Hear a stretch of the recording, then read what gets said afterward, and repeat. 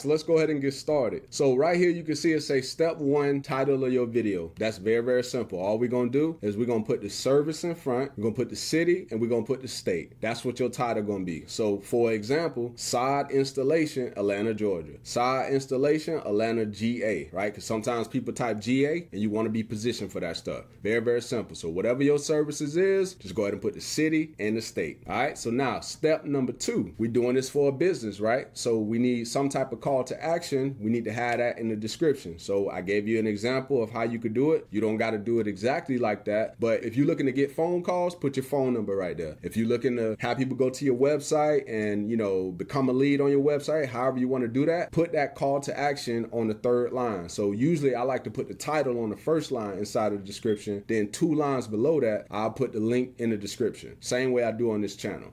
All right, so now let's go to step number 3. When it comes to an optimized description, I'm gonna make this real simple for you. All you got to do is go to ChatGPT and take the keyword, which was service plus city plus state, and tell ChatGPT to write an optimized YouTube description using that keyword, and you're gonna be good to go, right? That part shouldn't take you no time at all. All right, so now next thing, step number 4, you want to add what we call a NAP. So all a NAP is the name of the business, the address of the business, and the phone number for the business. Okay, and you're doing this for local purposes, right? This pretty much acts as a local citation. All right, so an example of that would be right here where it say fictitious hair salon LLC. So that's the name of your business. You put the address of your business and the phone number of your business, and keep in mind all of this is going inside of your YouTube description. Okay, and then we go to the next step, which is the hashtags. So all you're doing with this is you're using location based hashtags based on the location you targeting, and then also the service hashtags. So you can see what I did here. Atlanta, Georgia is what I'm targeting. The shortened version is a hashtag. Sod, that's what I'm talking about. Landscaping, that's what it falls in.